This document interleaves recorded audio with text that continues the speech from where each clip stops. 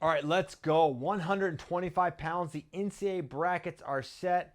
It's time to break down every single bracket. And we're going to start at 125 here. And this is a weight that had a lot to live up to from last year, and considering it was the weight of chaos. We dubbed it that in the preseason, and it lived up to that billing the entire way. Now, this year, a little less chaotic because you had Matt Ramos going wire to wire up to the conference tournament undefeated. He was a stabilizing force as the number one guy until he was knocked off by Penn State's Luke Lillidahl. I'm going to go over the different title contenders, some sleepers, my All-American and national champion picks. I'm going to look at some of my bracket. I'm not going to read every match. My gosh, that would take forever. But let's get into it. I think this weight, I have it down for 3 title contenders. Now, of course, I could expand that list and I wouldn't be wrong, right? You know, I could say there's 8 or there's 9 or there's 10, and then I bet I would get the champ. But I'm trying to really pare it down to the short list of wrestlers I really believe are going to be the national champion. It's these 3: Luke Lillidahl, Matt Ramos, or Richard Figueroa. Now, one of those things is certainly not like the other, and that's Richard Figueroa. On the one hand, he is a national champion. He won this weight a year ago. On the other hand, he was just 3rd at conferences, and he lost to a guy from North Dakota State who's sub 500. So there's a lot going on there.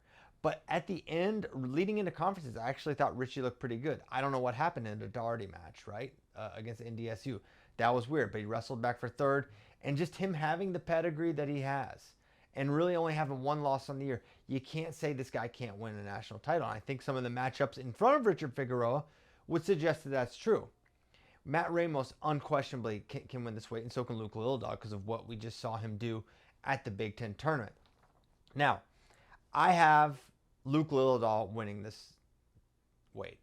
I think he beats Matt Ramos in the final. I think maybe his biggest test will come in that semifinal bout against Richard Figueroa. Now, Figueroa has his own problems in front of him to get to that semifinal match, including number 4, Vincent Robinson of NC State, who's had a great year. But I think the savviness and the elusiveness of Richard Figueroa is going to get him to that semifinal round, right? I think he has a reasonably navigable draw. Holman from Cal Poly is actually tough. Watching him at Pac-12s, he's going to be a tough out for Figueroa, but I think he's going to make it there. Now, if you're looking for Luke Lillidahl, what's his path look like? I think there's no cause for concern until that quarterfinal bout where he's going to face Caleb Smith. But at this point, he's 2-0 against Caleb Smith. Smith has not been able to get a takedown at any point in those matchups. So you feel good about Luke Lillidahl making it to the semis, and I think it's going to be either Robinson or Figueroa. I think it's Figs, and I think Luke beats him. I think if Lillidahl pressures forward, because what we've seen with Figueroa, he'll cede a lot of ground and try to catch you. I think if you do that against Luke, you're going to put your back against the wall with stall warnings. You may be forced to take some shots, which could feed into some reattack stuff. Luke just looked really sharp, and more than anything, he was just so assertive, so forward, so aggressive. He's got the right, I don't know, charisma, whatever the word is. Luke's got it right now. And now on the bottom side, Matt Ramos, he's got a pretty tough path, honestly. And it gave me some pause in even putting him through to the finals. Starting in round 2, I think Maximo Renneria, and I'm going to get into my sleepers, Maximo Renneria from Oregon State is one of them. This guy, yeah, he's certainly, if you look at his results, you'll be like, well, what are you getting at? He's beaten some good guys in the past, including Richard Figueroa. He's tough to get to, tough defensively, very tough. He's big, nice single leg, finishes out the back door. He's going to be able to get to legs. He's a darter. Kind of a classic, tough California wrestler, really. And that's who Ramos could face in the second round. That's a really tough second round match, should Renneria win in round 1. And then after that, it doesn't get a lot easier. It's probably going to be either Troy Spratley or Steve O'Poulin. I think it's Spratley. Spratley and Ramos had a 1 takedown match at CKLV in December. I still favor Ramos there. I've got him winning that match, but it's just for a second and a quarter match, those are pretty challenging for the 2 seed. And then in a semifinal, could be a combination of guys. I think there's a case for a kind of an out of nowhere guy, but Ventresca has been pretty solid this year. If you look at it, he's the 3 seed. I think he matches up well with Jet Strickenberger in that quarterfinal match. Strickenberger off the scale. Quarterfinals is an early match, 125. Strickenberger's really big for the weight. Eddie's going to be feeling better off the scale. I think that's the difference there. If Jet has a nice cut and feels good, could be differently, but my read is Ventresca gets that win in the quarter, setting up a Ventresca-Ramos semifinal. I think that's Ramos. I think that's I'm pretty confident in Matt Ramos there. So then it sets up another Luke Lillidahl, Matt Ramos match. And what did we see in the first one? It was an early attack. And Luke Lillidahl has an uncanny ability when he gets to rear standing on guys. They'll roll under. He is so good at just kind of letting go and then follows the hips and gets the three. That's how he was able to get a takedown against Caleb Smith in the duel. He did it successfully against Matt Ramos for 7 points at Big Tens. He did it in the previous round of the Big Ten Championships as well. Luke's, if there's cause for concern from Luke Lillidahl, can a guy get on top and ride him and create problems? That hasn't been a major issue for him. Can Luke struggle to get to legs? That was an earlier issue, just that timing, right? Feels like a lot of those problems have been resolved recently. And Luke's been wrestling really well. True freshman, you can get nervous, right? It wasn't a year ago where Penn State had a true freshman, Big Ten champ, number 1 seed at 125. History is repeating itself here for Penn State because Braden Davis was in the exact same scenario a year ago. But Tyler Meisinger, and I don't give him much credit, but I'll give him credit here. He brought up, he's like the pedigree here. The pedigree of Luke Lillidahl, a age-level world champion. Just what he brings to the table is certainly different than what we had last year at 125 generally. And for that reason, Luke Lillidahl is my pick. There are some picks I'm way more confident in than others. I would say this is kind of middle of the road for me. It's not my most confident, obviously. It's not my least confident either.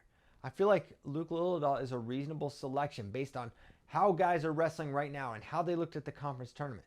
And you could say, well, then why are you introducing Richard Figueroa if you're saying what happened at the conference tournament?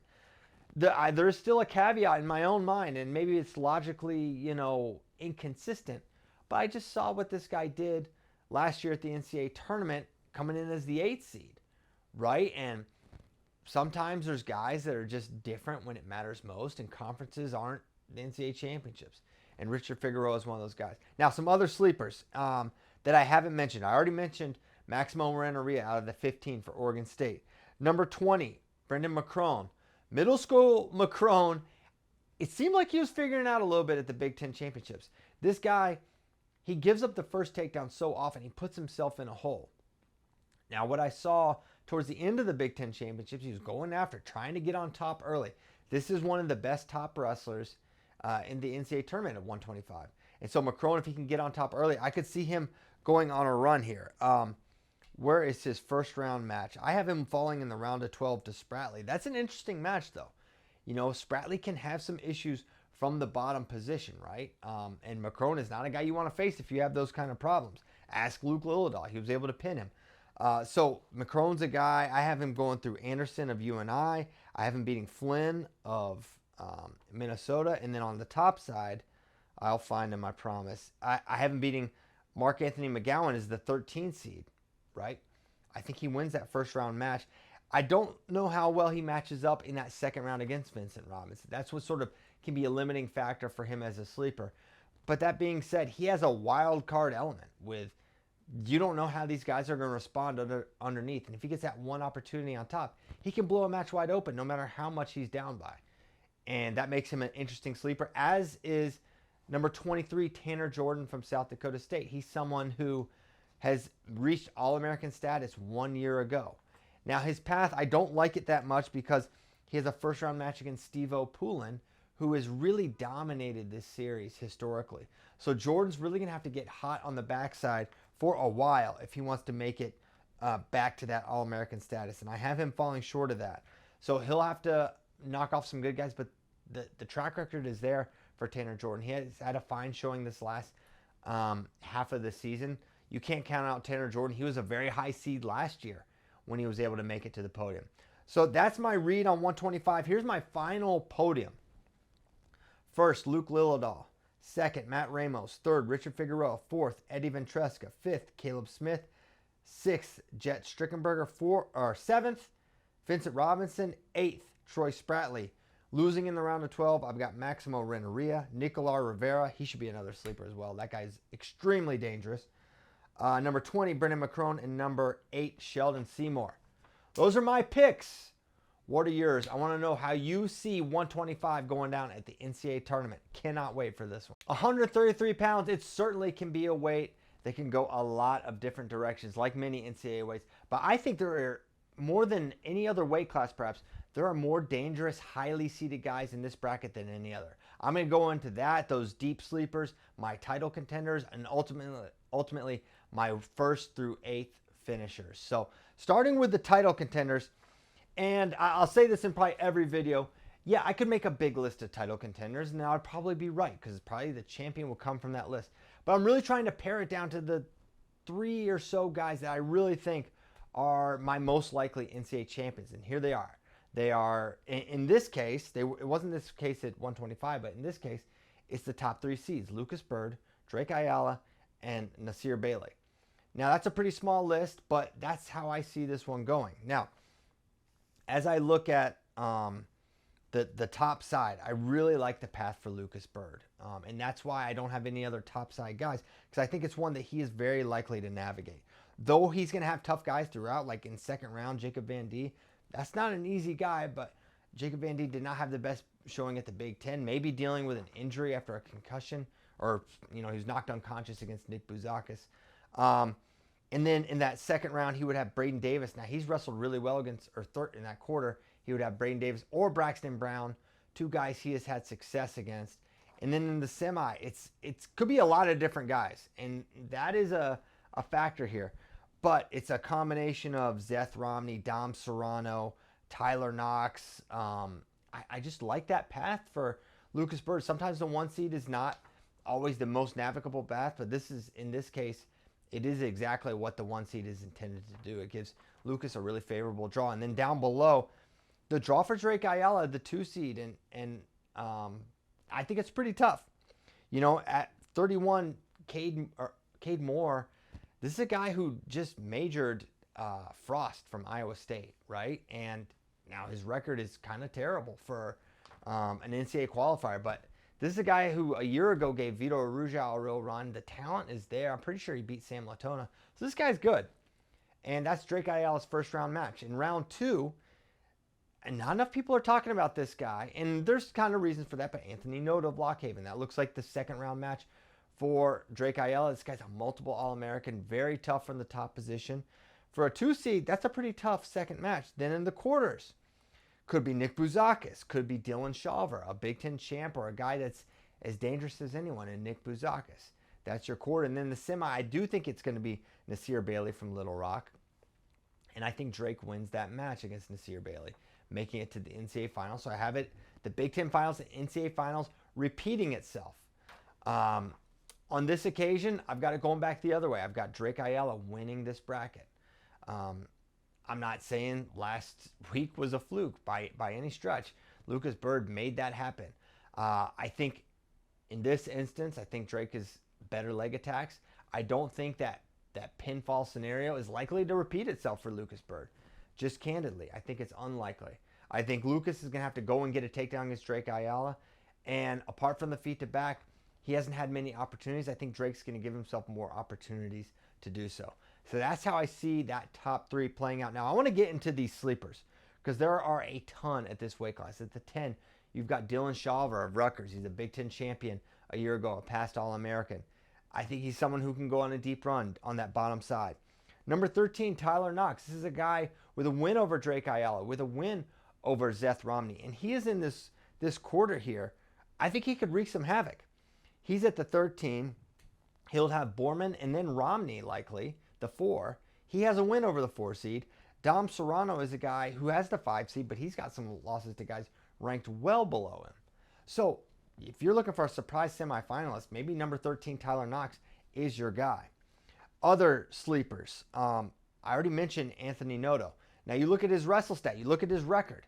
He's got a lot of tough ones, but he's won 11 out of his last 12. He's getting hot at the right time. He's really good, and he's got good wins this year. He's beaten Dylan Schafer. He's beaten other ranked guys. So it's not like as though he hasn't shown he's still, on that level.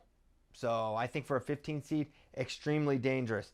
And then number 26, Kai Orini. Now this is a familiar name to wrestling fans. He's a guy who we've seen on the podium in the past. but he's just been right there in so many matches. He's losing in overtime. He's losing close. 1-point match here.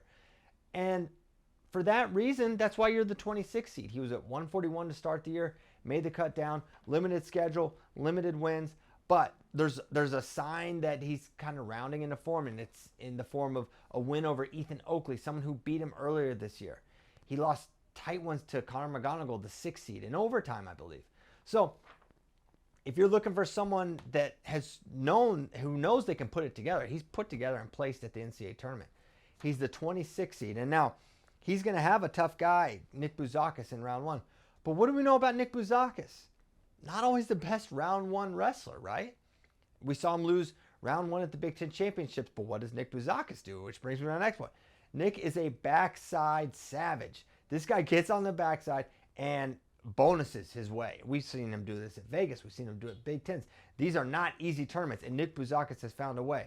So if you're looking for 2 guys to go on runs, I think Kyorini from the 26, I'm not counting this guy out. He's not getting blown out. He's going to be in matches. And with his pedigree and what he's been able to prove to do, I'm not counting him out from placing this year, no matter how high his seed is. And yeah, I already mentioned Nick Bouzakis as someone, he could go on a run front side, perhaps, but the backside is where I think he's going to do some damage. So here's my podium. Here's my round of 12. First, Drake Ayala. Second, Lucas Bird. Third, Nasir Bailey. Fourth place, Zeth Romney. So pretty chalk there. Fifth place, Nick Bouzakis. Sixth place, Dylan Shaver. Seventh, Braden Davis gets on the podium. And eighth place, Braxton Brown of Maryland. In my round of 12 losers, Dom Serrano, Conor McGonigal, Tyler Knox, and Evan Frost. That is a savage weight class. That is a very, very difficult weight. I mean, my round of 12, listen to the pre-round of 12. You got guys as good as Noto. You've got Farber, Rini. This is one of the deepest weights, and I don't think we've given this weight, 133, enough credit for not just how good it is at the top, but how deep it is. And if you're looking for a weight where in your fantasy brackets or your pools or whatever, if you want to mix it up with a little bit of chaos, I think 133 might be the weight class. How do you see this weight class going? 133 going to be a lot of fun. Cannot wait for the NCAA tournament, and particularly 133. 141 pounds. The NCAA championships are just around the corner, going down next Thursday through Saturday in Philadelphia. Cannot wait for that, and cannot wait for this weight class. And in this video, I'm going to give you my NCAA champion, my 8 All-Americans, my sleepers, and my general rundown of how I view this weight class. And 141 is a really unique weight in that if you listen to my previous previews and you'll listen to my previews to come, you'll know that there's a lot of sleepers, there's a lot of talent that I think that can come from those higher seeds and make a lot of noise. And for this video and for this weight class, you're going to hear not that much of that. And that's because of just how consistent this top 8 has been. And that's sort of a rarity with the parity of college wrestling. There's always guys busting through. But in this weight class, this top 8 has been super consistent. And as an example, they've really only lost to each other. There's only 2 exceptions where any wrestlers in this top 8 have lost outside of the top 8. The one is 5 seed Cale Happel has lost to number 18 Julian Tagg of South Dakota State. Those 2 split this year. And the other exception is number 7 Tegan Jamison lost to number 9 Jacob Frost. And that's it. Other than that, this top 8 has only lost to each other. And so the list of sleepers, I put Julian Tagg on there as the 18 seed. He's a guy that's busted an elite win, a win over a top 5 seed. But other than that, we haven't really seen it. So I don't have a lot of sleepers. I've had a lot in some other weight classes, not in this one. For title contenders, this was a tough list to create because I like to keep that list kind of small because otherwise it's not really helpful. There's no value to it. To me, the title contenders come down to 4 wrestlers. Brock Hardy and Andrew Aliris from the top side, Bo Bartlett and Jesse Mendez on the bottom.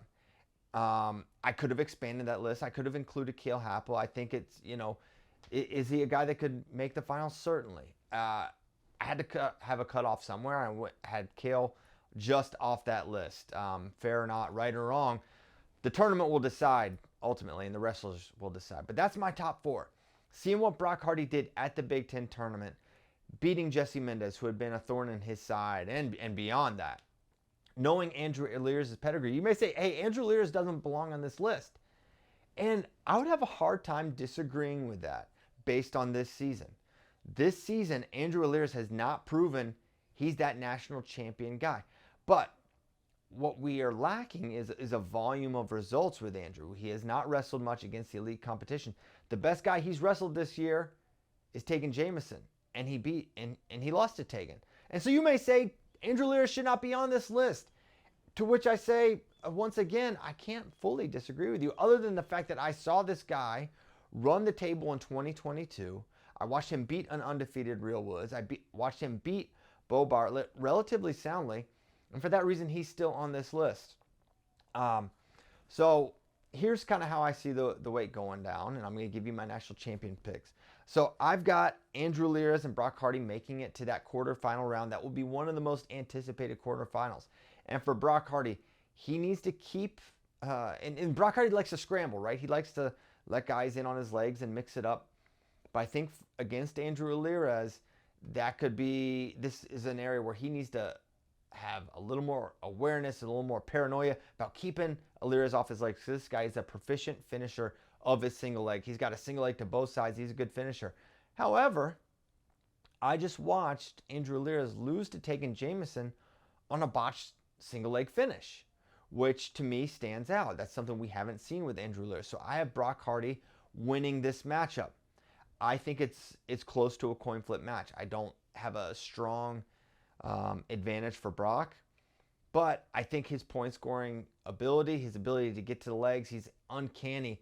When he gets to his opponent's right leg, he can shelf that foot, cuts across with the double leg. He can ride. He's really good in counter scrambles.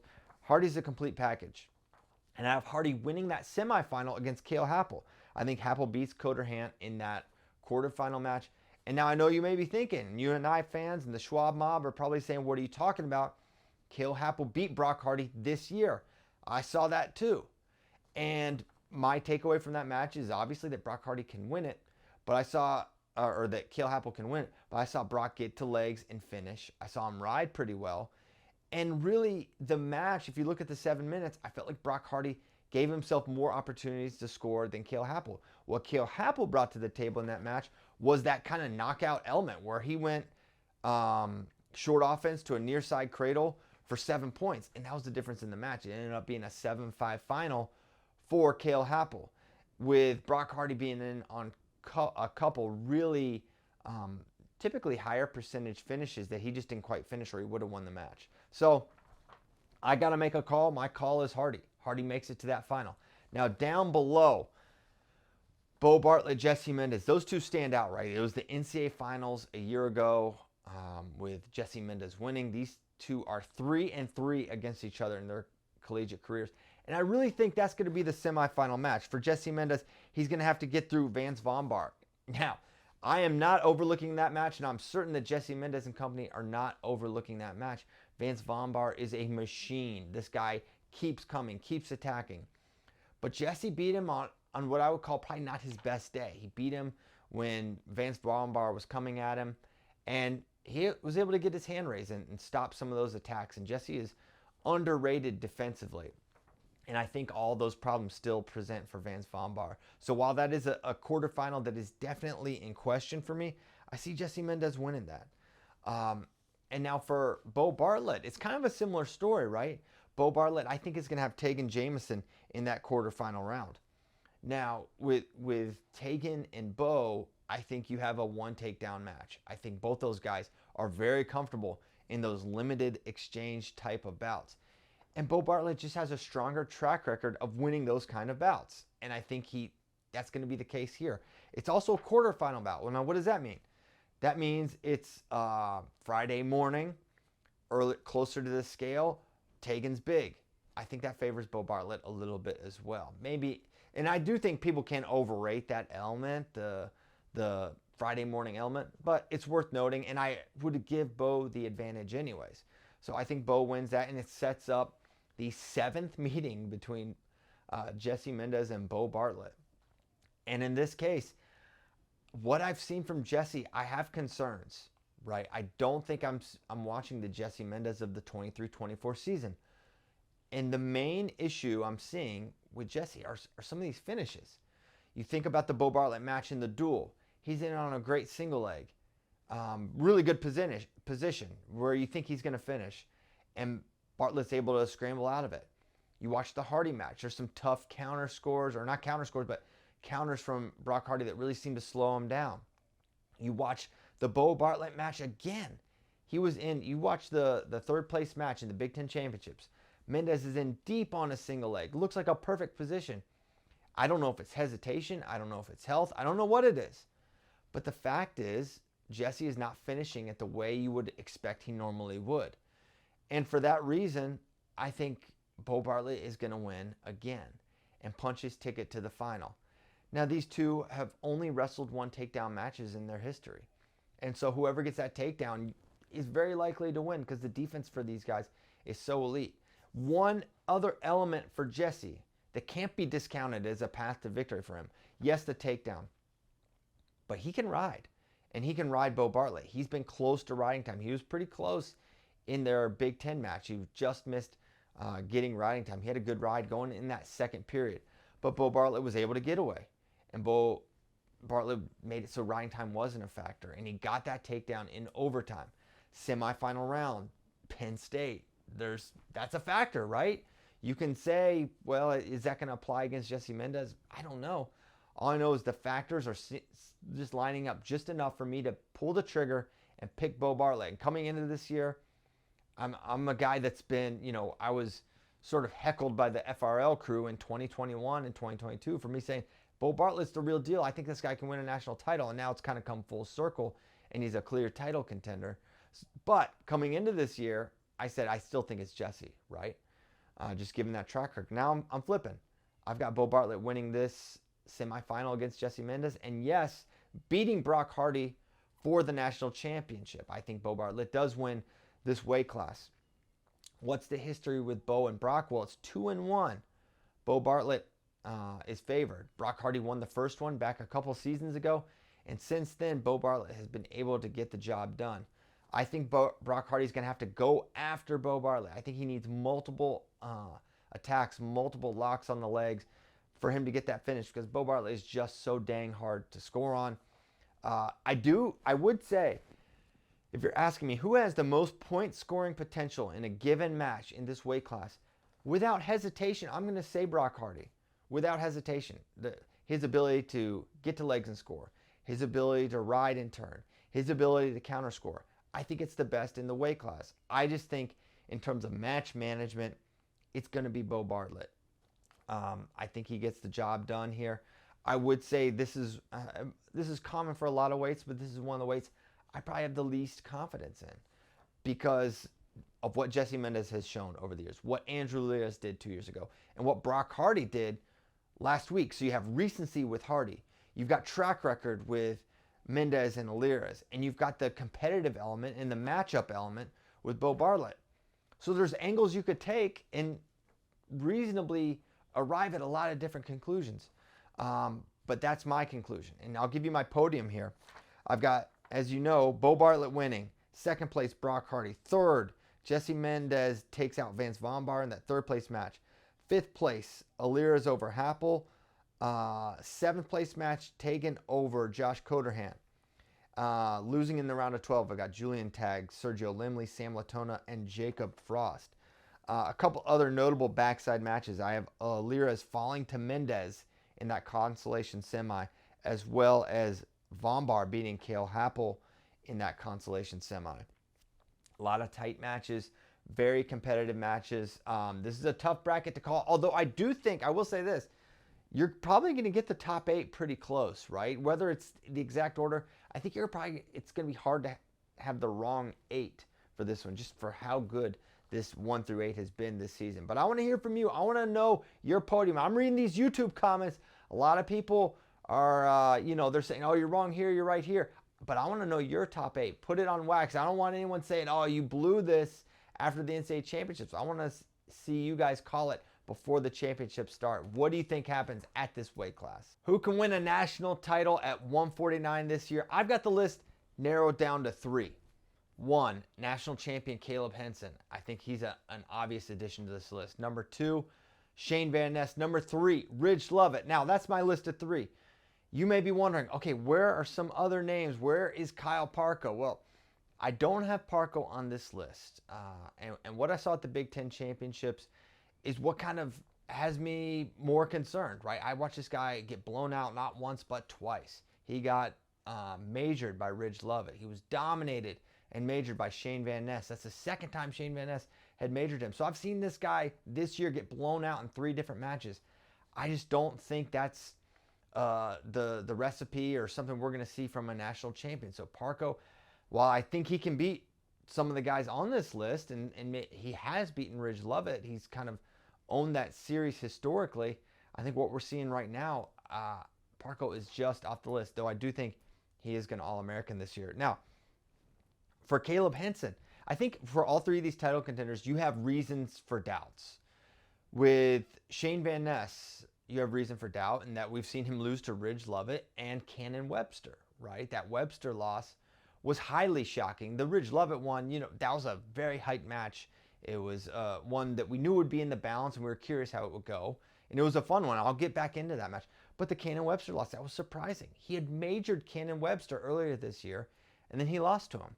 So that's alarming. Ridge Lovett, he's someone who he's been very good this year. He won the Big Tens. He won Big Tens last year, though, right? He beat Shane Van Ness in the duel earlier this year, but he did lose to Kyle Parko. So there are some questions, and there's questions, what's Ridge going to be able to do at the NCAA tournament? And then for Caleb Henson, well, you may say, well, he's undefeated. What are the questions about him? Well, he's missed a substantial amount of time this year. And since returning, he's had some really close matches with guys that you would not consider on that list. He went to a sudden victory against Pitt, a guy that's not a top 15, 20 guy. He went into overtime against Lachlan McNeil as well. Lachlan McNeil's super good, no doubt about it. We watched that guy beat Real Woods last year. I'm just saying he's had some close matches since returning, okay? But he is an undefeated wrestler. He's the only undefeated guy at this weight class, and he's the returning national champion. So how do I see this bracket playing out? Well, I think for Caleb Henson, if you're looking for a potential sleepers, and I'll go into my sleepers, and I don't think an 8 seed can be a sleeper, so I'll say that. But it is Jordan Williams. And I think this is a guy who showed a lot at Pac-12s, and that may be only a 14 bracket, but it had some real challenges there. It had Lamer, it had Styles, and Williams looked unbelievable in both those matches. He's going to be a tough out for Caleb Henson in that quarterfinal match. So don't sleep on that bout. Williams will have to get to him. Obviously, he'll have to beat Cross Wasilewski, but I think he'll do that, setting up the Caleb Henson versus Jordan Williams match. Now, for Kyle Parko, who's he got to get past? Well, his second round match against Ethan Styles, I'm not writing that one off. I think Ethan Styles is going to be really competitive in a lot of these matches. He's got a unique style. He's got a weird way he gets to the legs. He's good counters. He's kind of comfortable in all wrestling positions. But ultimately, Parko, if this guy gets on top, there's not a lot of wrestlers that are going to get away without issue. And I think he could present some problems from top against Ethan Styles. So I think that sets up a quarterfinal between Kyle Parko, and I have Dylan D'Amelio pulling the upset against Pinheiro Johnson. Could be wrong there. Pinheiro got the 4, so that's an upset on paper. But I think Dylan D'Amelio has the potential to get it done. We'll see if Pinheiro can set up a competitive, what I think would be a pretty close quarterfinal match against Kyle Parko. But, you call for some upsets, and I think that's one we're going to see. Down below, I have Van Ness beating Lachlan McNeil. I think that's a tight one for sure, but I think Van Ness gets the job done there. And I have him getting revenge against Ridge Lovett, punching his ticket to the NCAA final. If you rewatch their match, Van Ness looked to have the advantage early, and then he made a mistake when there was a quick escape and takedown. That was the difference, and kind of a loss of awareness there by Shane Van Ness against Ridge Lovett. And then Ridge did what he does from the top position. He got that turn and made that match unreachable for Shane Van Ness. I think things reverse course a little bit here, and I think Shane Van Ness gets the job done. I think he goes, and one thing he also proved, Shane Van Ness, in that match that gets kind of overshadowed by the fact that he lost, is that he chose bottom and got away from Ridge Lovett in the second period. I think that's really notable. and I think that's important. I think we'll see Shane Van Ness go after an early takedown there. I think that'll be key, and I think that'll ultimately be the difference in the match for Van Ness and Ridge Lovett. I do have Ridge making the semis. He'll have a tough one against Cannon Webster. Now, that was the Big Ten Finals, and I have it going down in the quarterfinal round. And it was a 1-0 win for Ridge Lovett. But Ridge can win in blowouts, but he can also win those tight ones, those 1-0 where no one goes under Ridge Lovett, or not very often. And when they do go under, it normally goes pretty poorly.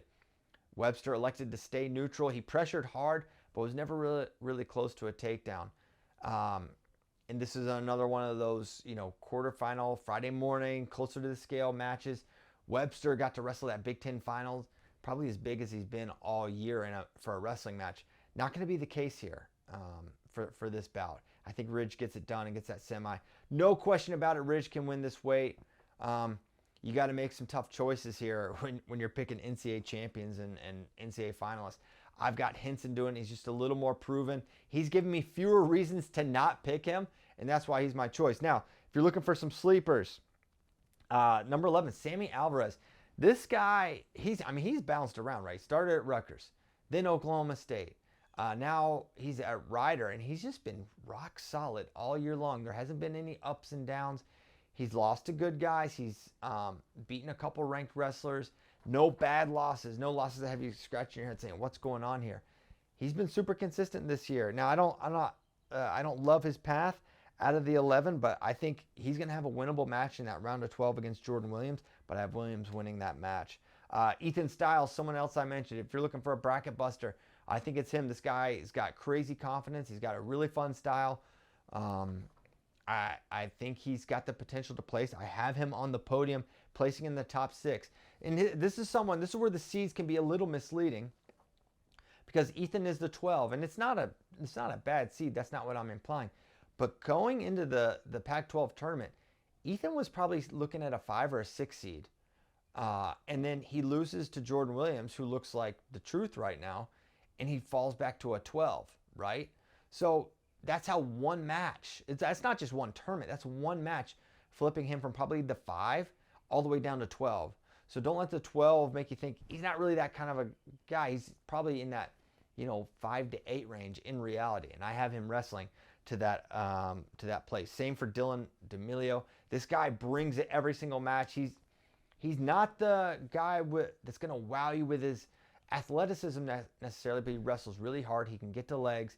He's kind of solid from everywhere. Can definitely grind his way to some wins. So keep your eye out for Dylan D'Amelio. And then number 15, Princeton's Ty Whalen. He's had some nice moments as well this year. Don't count him out from making a deeper run to the NCAA tournament, potentially placing. Now I'm going to give you my podium. As I mentioned already, number 1, Caleb Henson. Number 2, Shane Van Ness. Number 3, Ridge Lovett over Kyle Parko. I say he beats him again. Number 5, Ethan Styles, eluded. I say he gets it done. Why not? Number 6, I have him getting revenge against Jordan Williams in that 5th place match. In the 7th place match, I have Lachlan McNeil beating Dylan D'Amelio. And then in the blood round, I've got Ty Whalen, Sammy Alvarez, Cannon Webster, and Cal Miller making a really deep run there.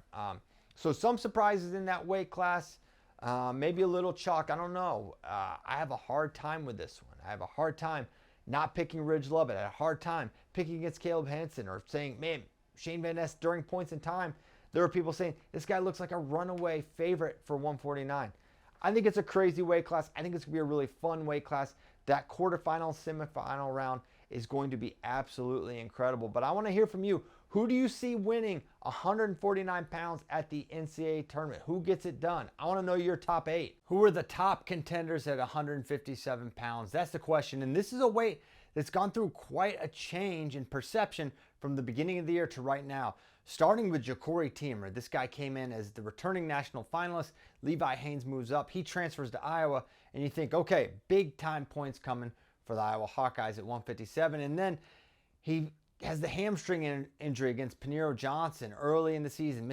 Misses a bunch of time. Comes back. Looks pretty good. Not the same. And then he seems to be a little bit limited. He falls to Tyler Kasak, his first loss of the year. Then he goes to the Big Ten championships and suffers some more losses there. So you got the guy who was the number 1 contender, maybe the favorite to win 157, and then things started to shift. And then also, a lot of people's maybe second pick coming into the year was Meyer Shapiro. And what do we know about him? Well, he is the 2 seed. Jacory is the 18. We'll get back to that. But for Meyer, he's 11-1. He's missed big chunks of time early in the year, had concussion issues, right? And this is not a new challenge for Meyer. He's had to deal with this throughout his collegiate career. And so he's 11-1. And as great as he is, and this guy has the best offense in the weight, there's no debate about that. His best win is over number 22, Ed Scott. So we have not seen him in the fire, which brings me to the next contender. And I think there's only 2 real contenders I feel strongly about picking. And that's Tyler Kasak and Meyer Shapiro. And Kasak, similarly this year, had some issues with concussions, right? But what we have with Tyler that we don't have with Meyer and don't have with Jacory is that since he's returned, he's looked as good as ever. And this kid just won the Big Ten championships. He had to beat a very tough Brandon Cannon. He looked good in his semifinal round. Tyler Kasak is just the real deal. So maybe coming into the year, he wasn't a lot of people's pick outside of the Penn State fan base. But now he is a very, very popular and probably the odds-on favorite to win 157 pounds.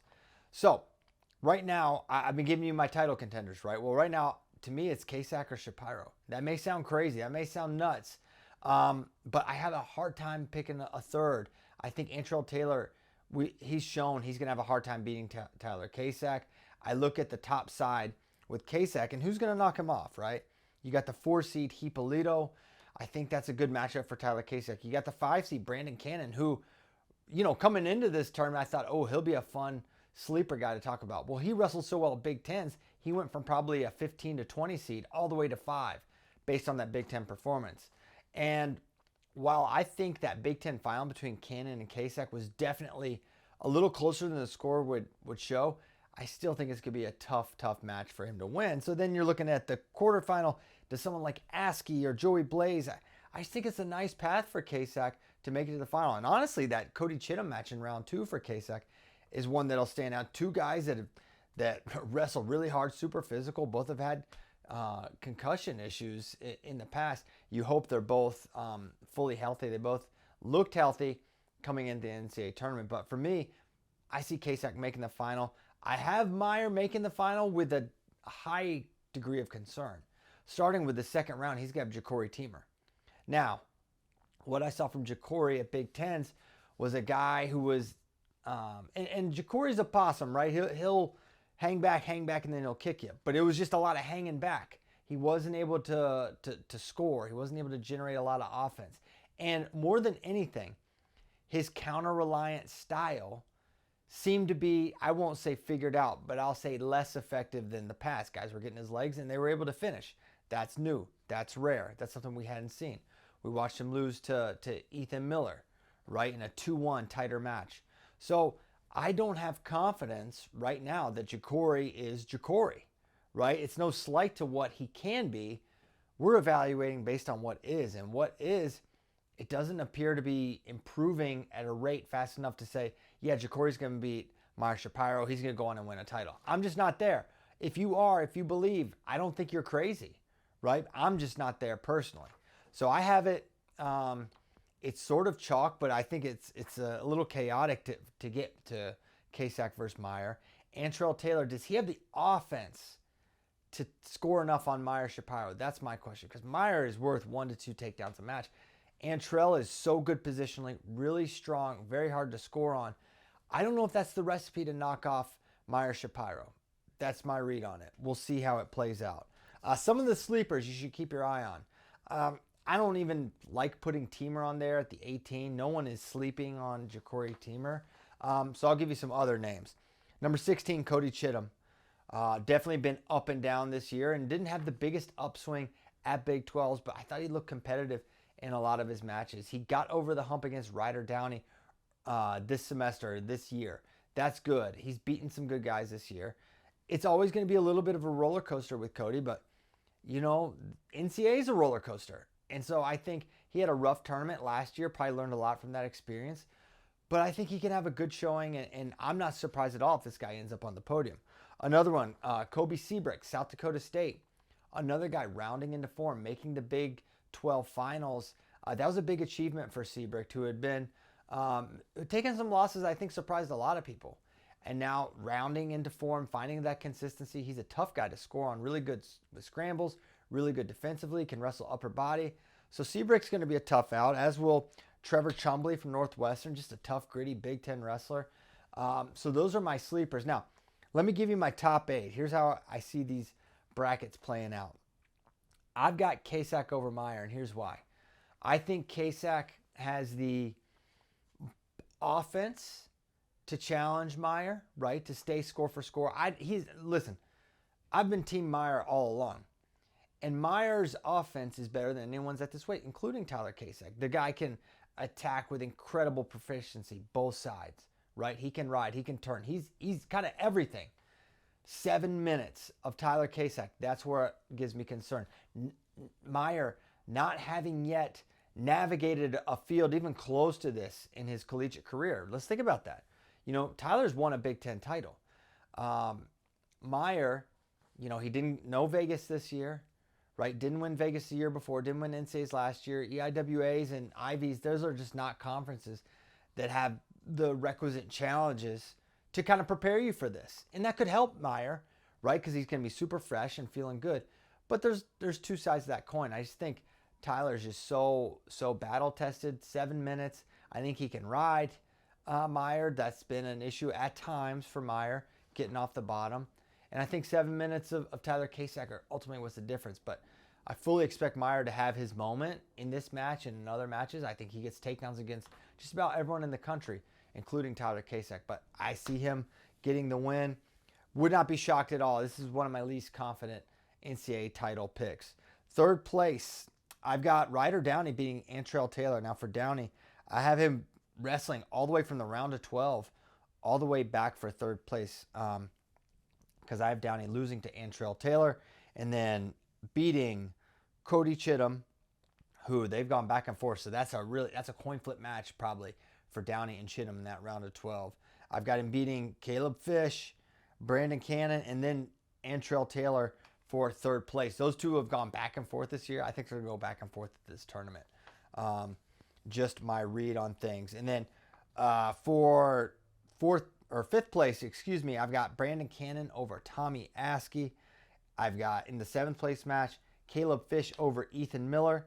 And here's my round of 12. I have Miller over Hippolito. You know, Hippolito is a 4 seed, and so maybe, I don't think that's an upset though, guys. I really don't. I think Miller may be a tougher matchup. I think he can, listen, Hippolito on an athletic standpoint is kind of head and shoulders above a lot of guys at this weight class. But I think Miller's going to be able to stand there and match him physically. I think the mat could be a factor here. This is an upset, slight on paper. It's big on seed, but not on paper. I think these two that's a razor's edge type of match. I have Askey beating Seabrick in the round of 12. I've got Fish beating Vinny Zurban. That was a really close match at Big 12s. I have it flipping the other way for Caleb Fish in Oklahoma State in that round of 12. And I have Downey beating Chittum. Already mentioned that. So a very fun weight class. Unlike 141, I see a lot of potential high-seeded guys that could come through, make noise, crash a semifinal, upset a higher-seeded wrestler.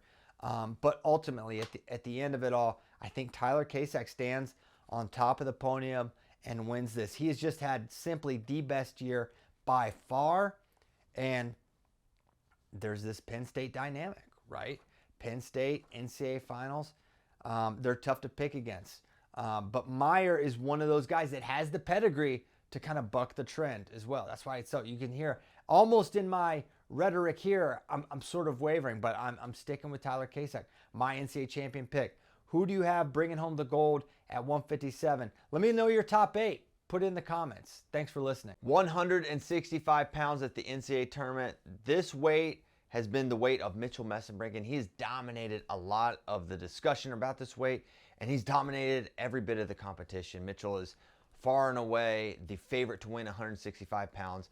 In this video, I'm going to give you my NCAA champion pick, my finalists, my 1 through 8 All-Americans, a couple sleepers, and everything in between at this weight class, 165. Now, I'll cut to the chase right away.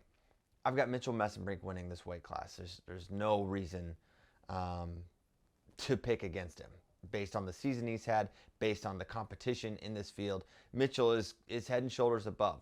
Now, as you look at Mitchell's path, I think he is going to hit some good friction. He's going to have some good opposition along the way. His quarterfinal against Cam Steed or Cam Amin, I think it's going to be Steed there.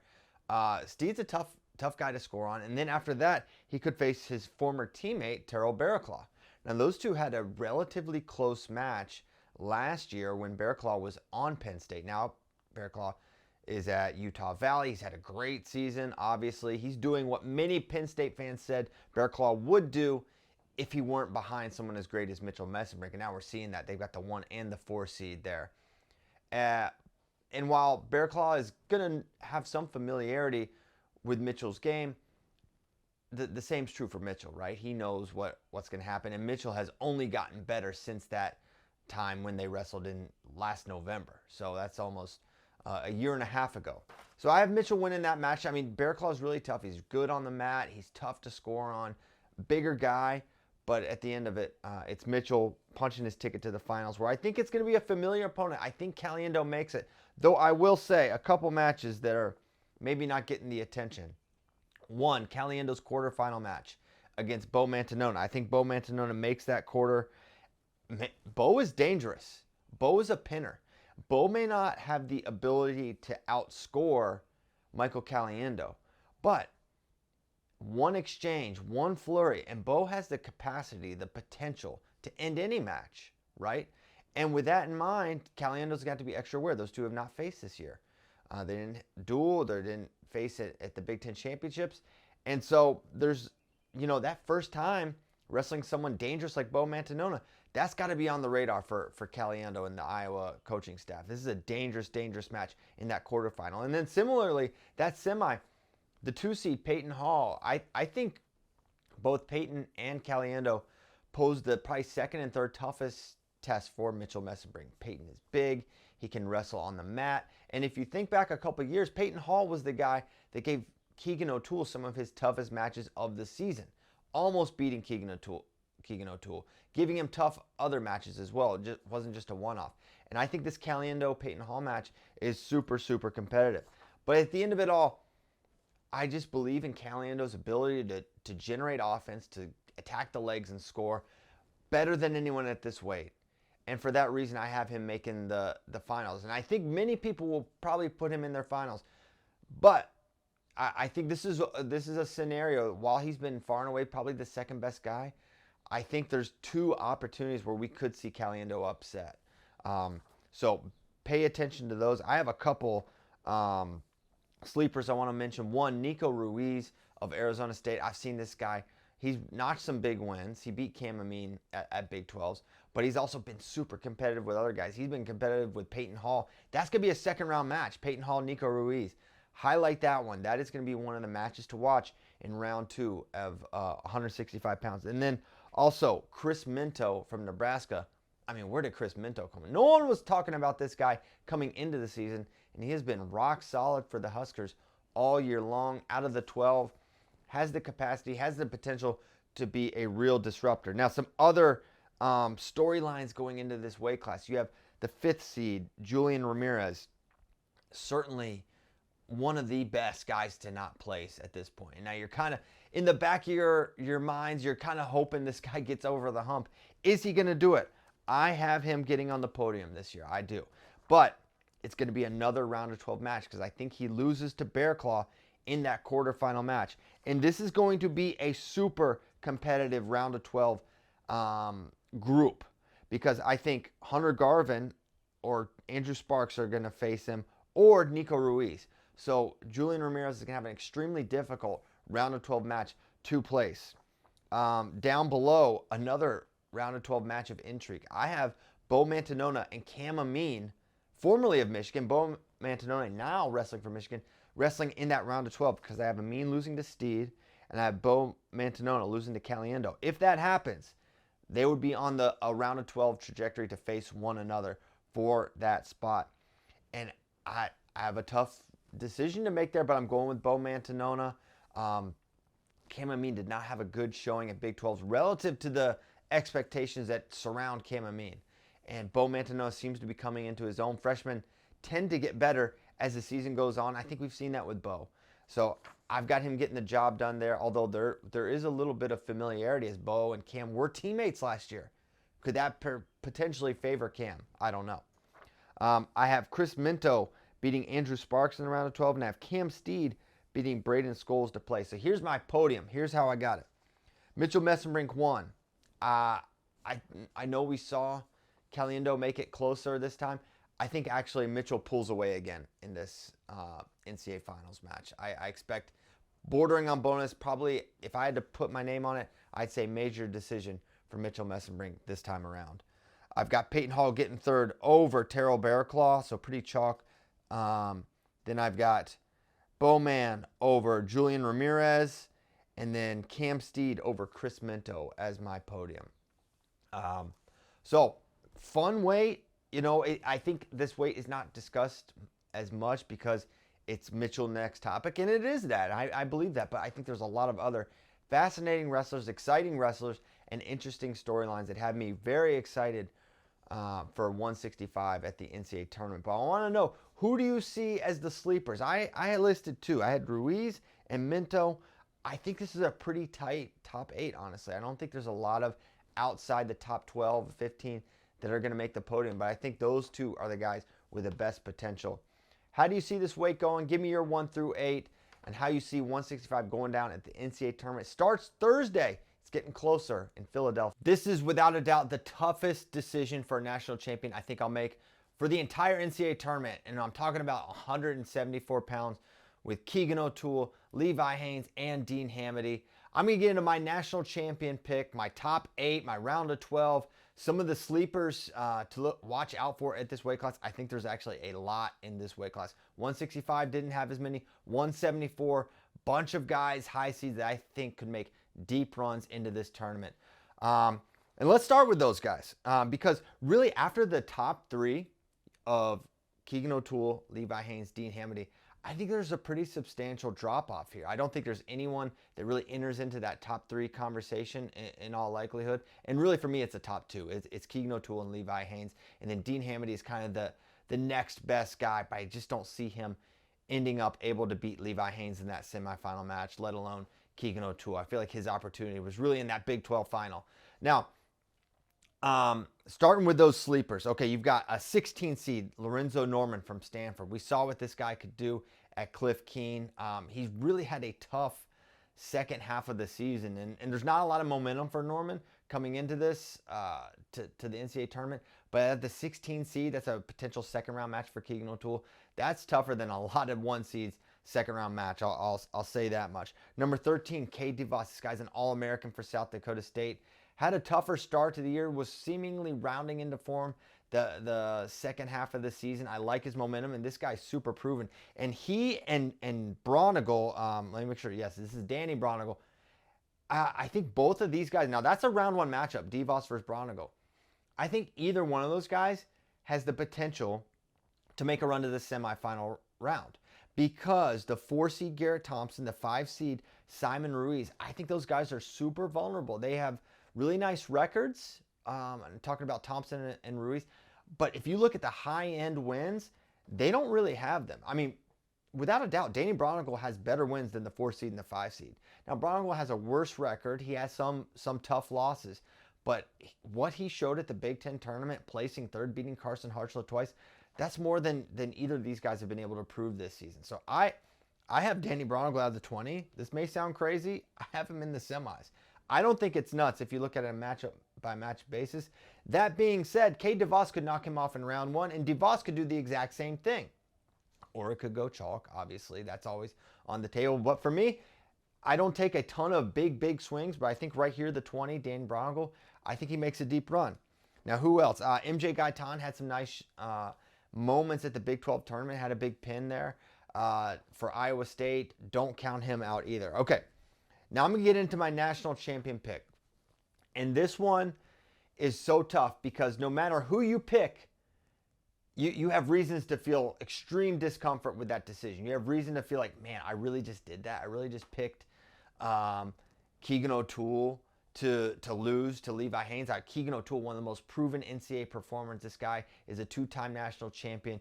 His 2 NCAA titles went through other NCAA champions, beating Shane Griffith, beating David Carr. He's gone back and forth with David Carr. Keegan O'Toole, truly one of the great performers, and someone who has only lost to 2 different wrestlers in his NCAA career. David Carr, and going back to his true freshman year when he wouldn't even have been wrestling, Jake Wenzel, NCAA finalist for Pitt. Those are the only guys that have beaten Keegan O'Toole. Or you're picking against Penn State's track record and Levi Haines' track record, which Levi is not as proven an NCAA commodity as Keegan O'Toole, but he's had 2 NCAA tournaments. He's finished 2nd and 1st and was an undefeated NCAA champion last year. Okay, so if you pick Keegan O'Toole, you're picking against Penn State and Levi Haines and their track record. If you pick Levi Haines, you're saying, hey, I'm not worried about what Keegan O'Toole's been able to prove. It is a true lose-lose. In my opinion, it's a lose-lose. You're going to feel a lack of confidence, I believe, no matter who you pick between those two. Now, in the preseason, I picked Levi Haines to win this weight class. I took what I saw in that freestyle match and I said, I think Levi Haines, I don't think it's going to look the exact same in folk style, but I still think Levi Haines is going to win. And then they wrestled in December in a dual meet, and Keegan O'Toole won. He won in overtime. It was this insane, thrilling, sudden victory scramble, right? And it was a little controversial to me. I think it was 3 for Keegan, but the Penn State side and others may say, hey, that wasn't a takedown. Here nor there, Keegan won, right? Was that enough for me to flip my mind and flip to Keegan O'Toole? Because I don't change my mind often from my preseason picks. I got to see something substantial. And it wasn't enough for me. And it's not just about how close that match was, and it's not just about the fact that Levi did beat him in freestyle. It's how Keegan looked in that match against Dean Hamady, where I thought that match was all but won for Hamady. And you have to give a ton of credit to Keegan O'Toole. Keegan found a way to win that match when it didn't look good. It didn't look good in that 3rd period when he had to get the takedown and the ride out. And it honestly didn't look great in overtime. I thought Dean Hamady was in great position to score the sudden victory takedown when Keegan O'Toole once again found a way. So I have to pick, it's 2 great options and at the same time not great options, right? Because you're picking against greatness. That's what makes this match so exciting, so intriguing. I think for Levi Haines, the keys for him, 1, he's got to find a way to get to his right-handed sweep single leg. That is the takedown that is most likely to have effect against Keegan O'Toole. If you shoot head outside, and what's Levi's best shot? It is that high crotch, right? That he goes outside step to Keegan's right leg. He needs to attack Keegan's left leg, head inside. That was the recipe for David Carr when he was able to have success against Keegan O'Toole. Dan Bronigal, who I mentioned earlier, had 2 takedowns against Keegan earlier this year. Same, that right-handed single leg, I believe. It was a head inside single, I know that much. And I think that's going to be the shot for Levi to take him down. Now, easier said than done, but I just put a lot of stock in the Penn State planning and game planning of that. And then you may be saying, hey, aren't you overlooking Dean Hamady in that semifinal match? Shouldn't we be talking about that more? And you're right. That is going to be a close competitive match. But for me, and something Ben said, and I agree, Ben Askren, he said, what has Dean Hamady ever beaten anyone the caliber of Levi Haines? Has he ever notched a win that big? The answer is no. He's never beat anyone on the caliber of Levi Haines or Keegan O'Toole. He has been close. He was really close against Mitchell Messenbrink. He was really close against Keegan O'Toole. But to me, that's the story. I think it will be close, but I think ultimately we're going to see Levi Haines find a way, get the job done in that match and in that finals match. And you may say, from a straight probability standpoint, Levi Haines has to win 2 really tough matches. Keegan O'Toole has to win 1. Odds on favorite, you probably should side with Keegan O'Toole. The Vegas, the bookmakers, they should side with Keegan. I'm just going with my original pick. Right or wrong, I'm going down with Levi Haines. He is my NCAA champion prediction here.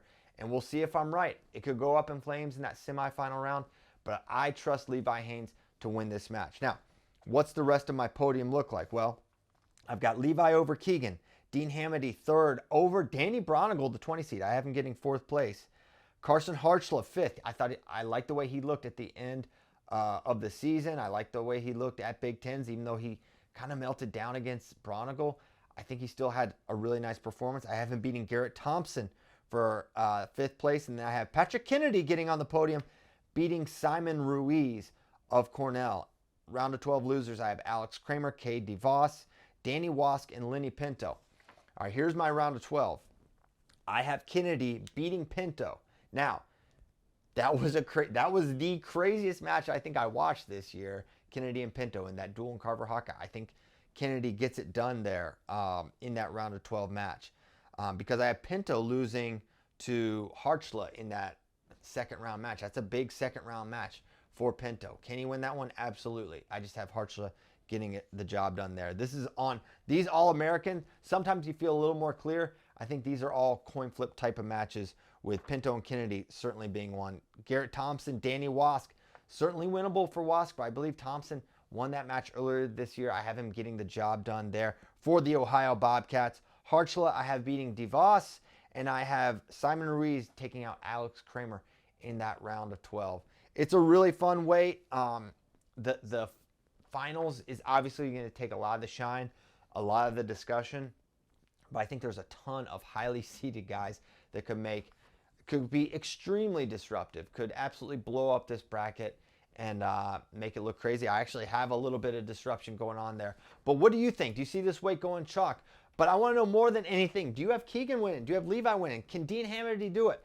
I want to hear from you. Who wins 174 pounds in Philly? History is on the line at 184 pounds. That's right. You've got Carter Starace going for an unprecedented fifth national title. We may never see this again. Who knows what the future holds for NCAA athletics. But as of right now, we may never see another athlete with the opportunity to win 5 NCAA titles. Carter has that opportunity due to the extra year granted from all wrestlers who wrestled in 2021.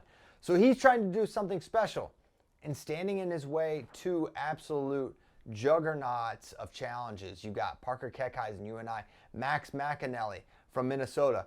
In this video, I'm going to give you my national champion predictions, my All-Americans. I'm going to give you a sleeper to watch out for, and some of the more interesting matches that people are not talking about. But the topic of conversation when it comes to 184 begins and ends with Carter Starace in his quest to win 184. On the one hand, he has not lost a legitimate match since Big Tens of 2021. Long time ago since he lost to Michael Kemmer. He avenged that loss in NCAAs and has not lost since, other than the injury defaults at Big Tens last year.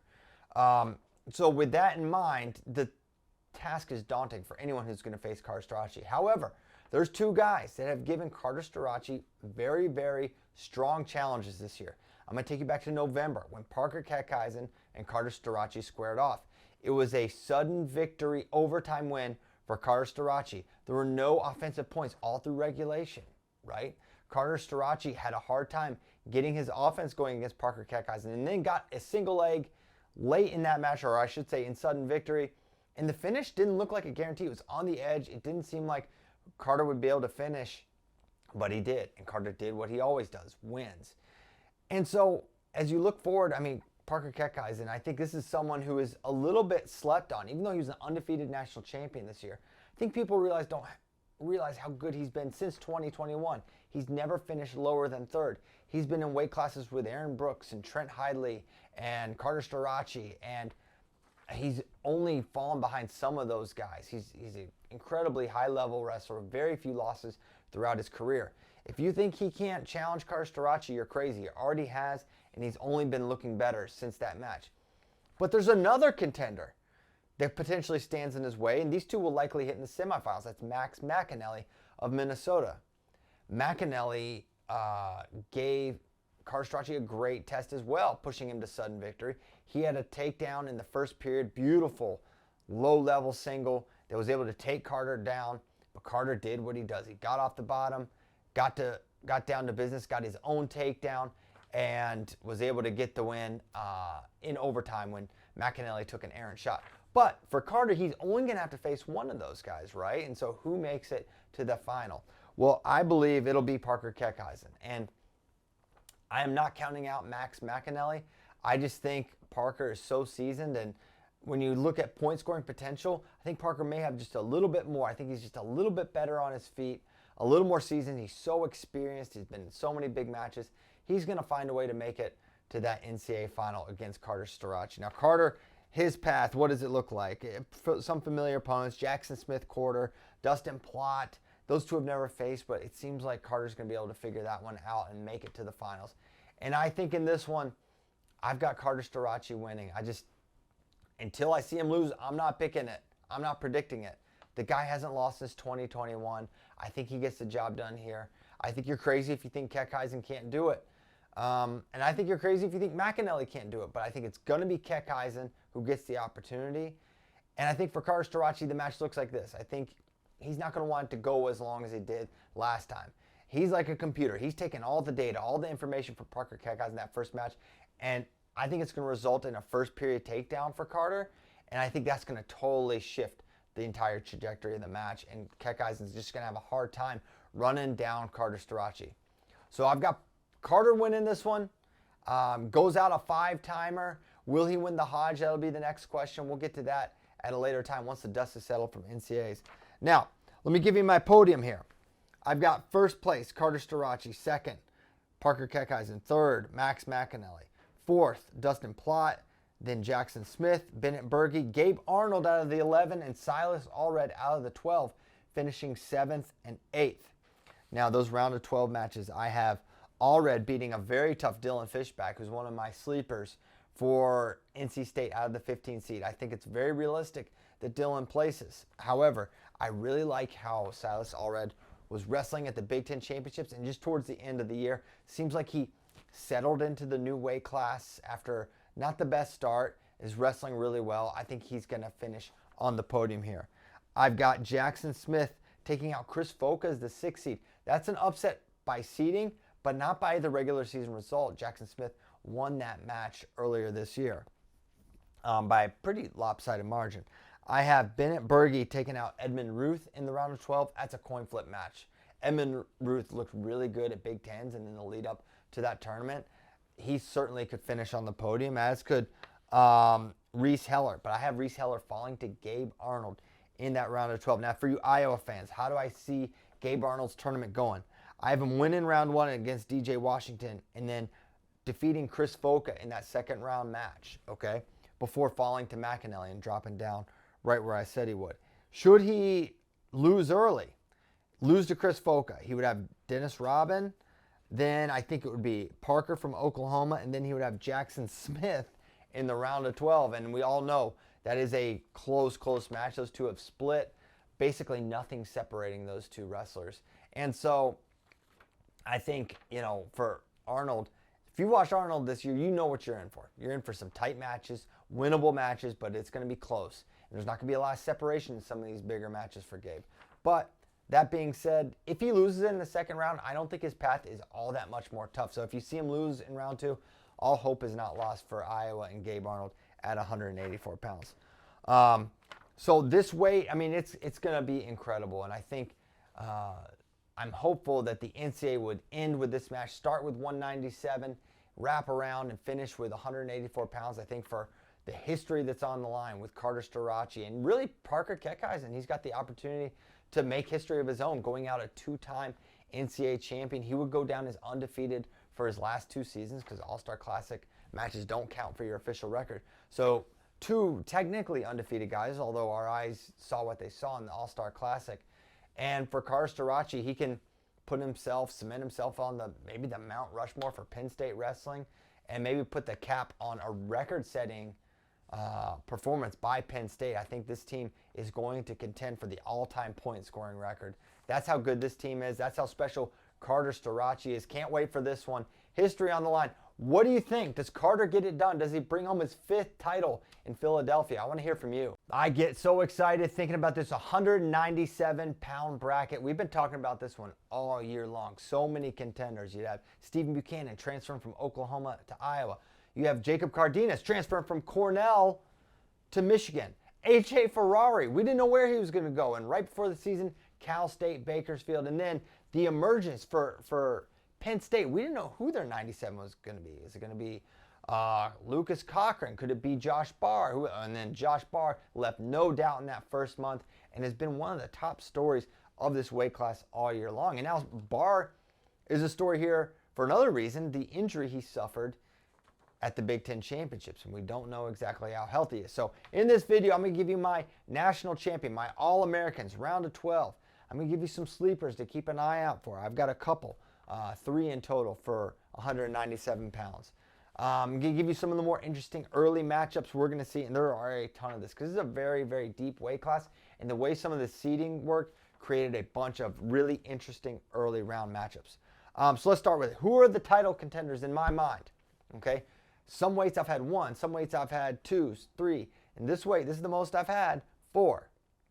Those title contenders are number 1 seed Jacob Cardenas, number 2 Stephen Buchanan, number 3 AJ Ferrari, and number 4 seed Josh Barr.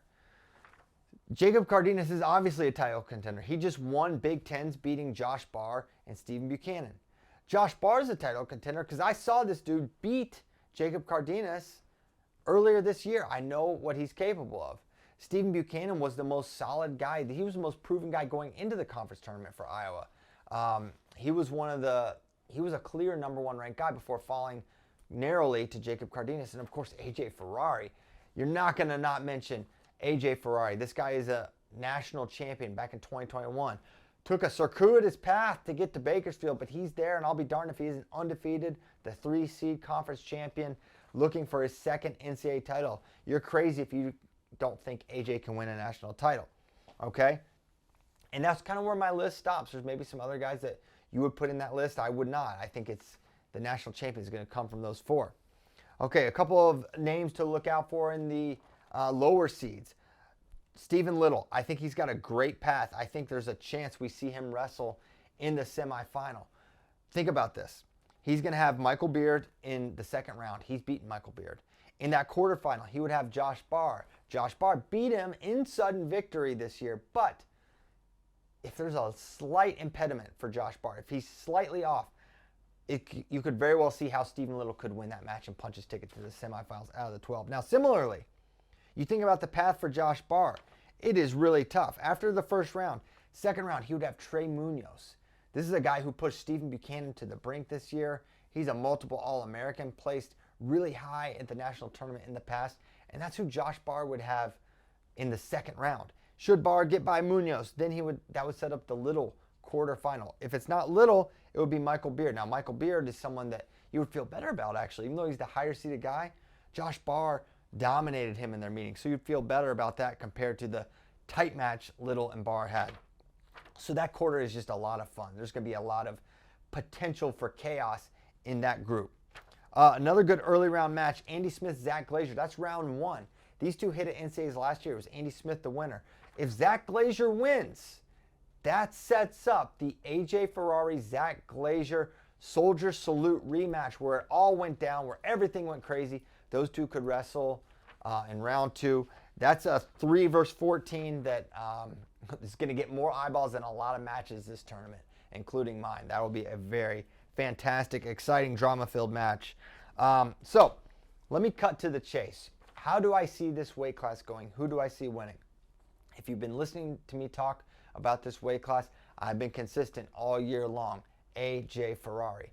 And I have seen nothing to get me off that path.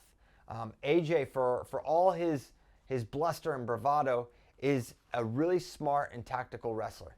And it starts with the basics, the fundamentals, his defense, his head hands, his incredible speed to the leg, his proficient finishing, and maybe the number 1 thing, his differentiator, his ability to ride. He's not the most prolific turner. He may be the first one to tell you, but he is not going to give away any free escapes, and he's really tough to get away from.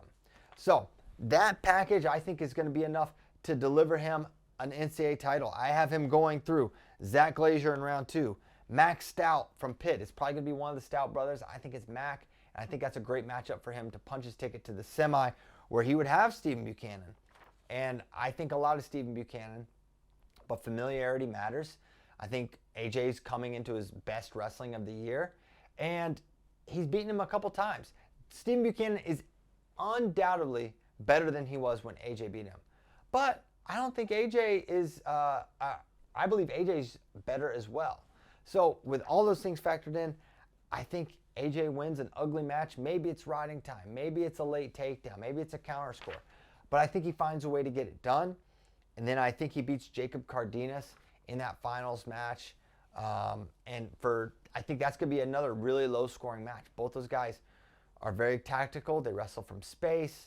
They're not going to volume attack. I think they're both going to have a lot of respect for each other. They were actually go back to the Bergen Catholic days. I think they were teammates for a time. But I think it's going to be a great potential final. But I think there's a lot of different finals combinations we could see because I think there's 4 legit title contenders. But that's how I have it. Here's my podium.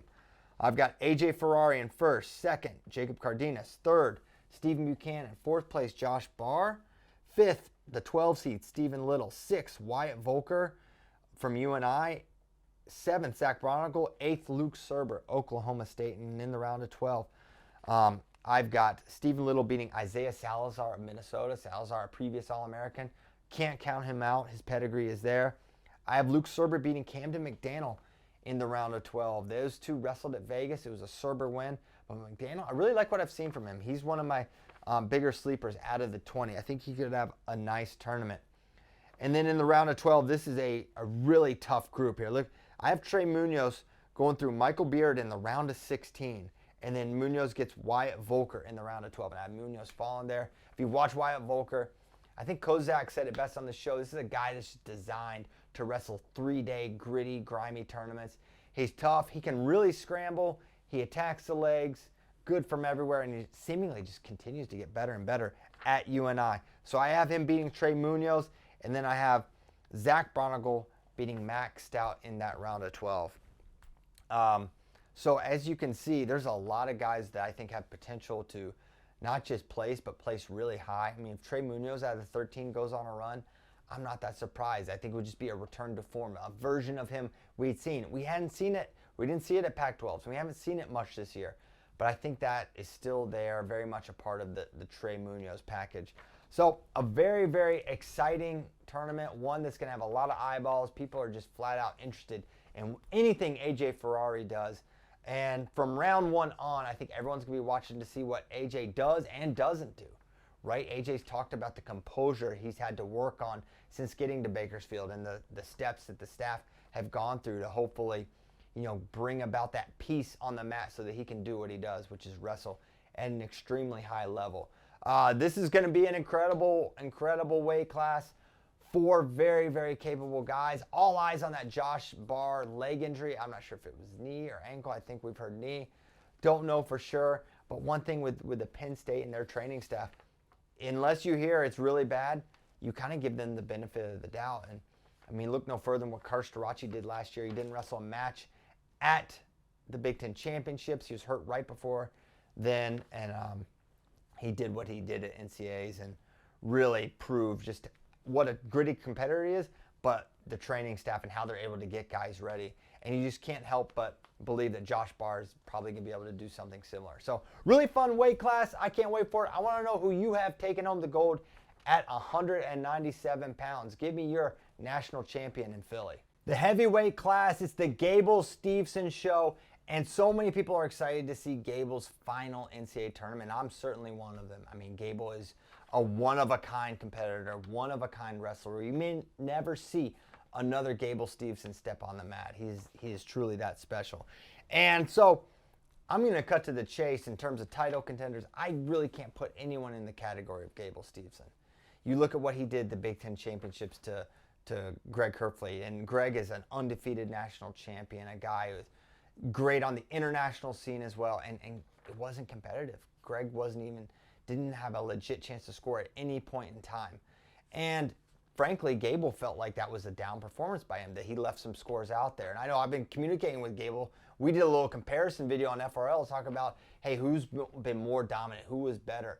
Cale Sanderson or Gable-Steveson? He said, I like this, but he's like, you're going to see something different at the NCAA tournament. He's going to try to put the world on notice. Score is the name of the game. So I expect if you can imagine an even better version of Gable Steveson, that's certainly the goal he has for this tournament. And so, yeah, Wyatt Hendrickson, most years he'll be a legitimate title contender. Greg Kerfley is an NCAA champion. And it's very rare, I would say, an NCAA champion is not a true contender, and he is. And someone's going to wrestle in that final. And like Shane Sparks always says, anything can happen. But I don't think it's going to happen. I'm just giving you my honest opinion. I think it's Gable, and it's Gable all the way.